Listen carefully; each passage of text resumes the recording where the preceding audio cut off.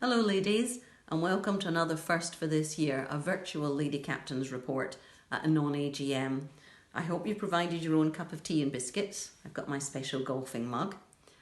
I joined Harpeth in Common at the end of 2015, and in 2016, as my golf started to improve, I realised how much I loved golfing and the way we play in our club. At home that year there was not a lot going right, and I found coming to golf a welcome break from the stress. I enjoyed meeting new ladies who I now consider friends. This club is very special to me, and I consider it a huge honour to have been your lady captain. As it came close to starting my year, I asked previous lady captains about their experience and for any words of wisdom. The overall message was that I was not to change anything, but follow what had been built up over the years and known to work well. Well, that seemed fairly straightforward. I spent time last December filling in my 2020 wall planner, common draws, mixed matches, friendlies, the start of Pearson and scratch matches, not forgetting a busy social schedule. With the use of colour stickers and wipeable pen, I was all ready to go with this work of art, the whole year laid out.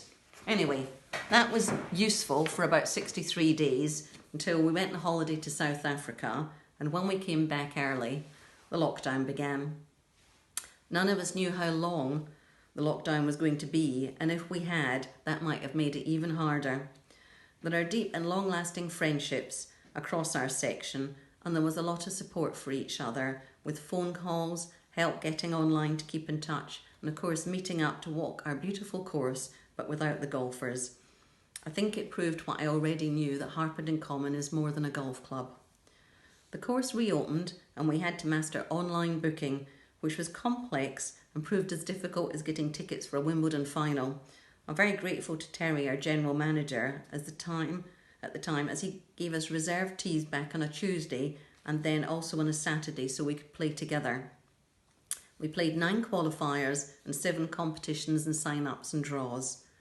The golf was the same format, but how we organised ourselves was very different. Thank you all for being so adaptable and prepared to do things differently. I could not have done the draws at home without your timely emails and also playing when you said you were available. Thank you to those of you who sent me messages of support and appreciation.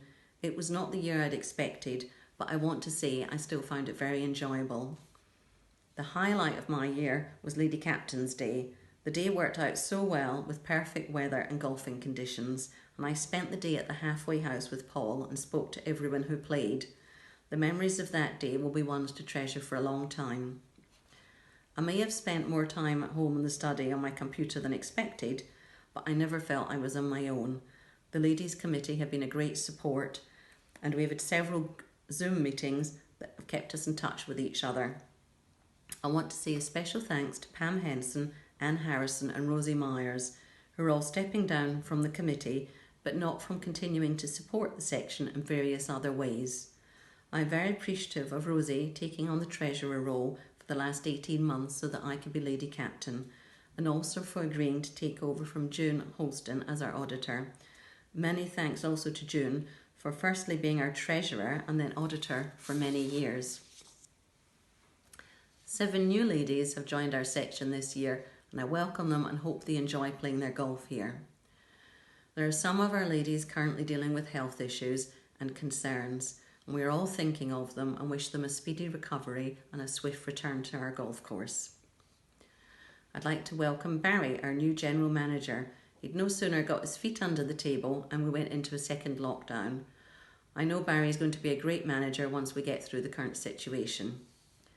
Thanks also to Beth and Don in the office for sending out all those emails to the ladies section, often while working from home. They've been very helpful to me this year.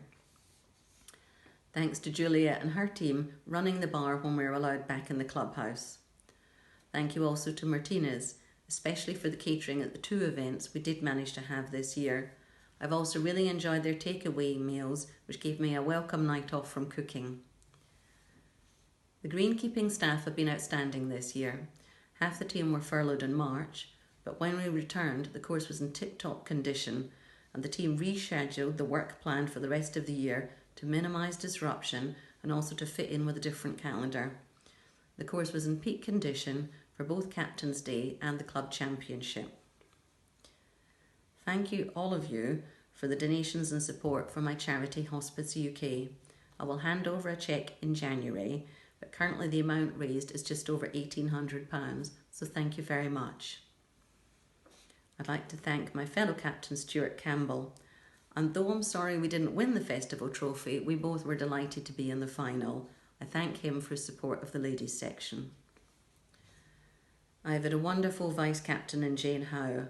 I didn't have a vice captain at the end of October last year, and I sent an email to all the ladies asking for a volunteer. My message managed to reach Jane while she was hiking in Nepal.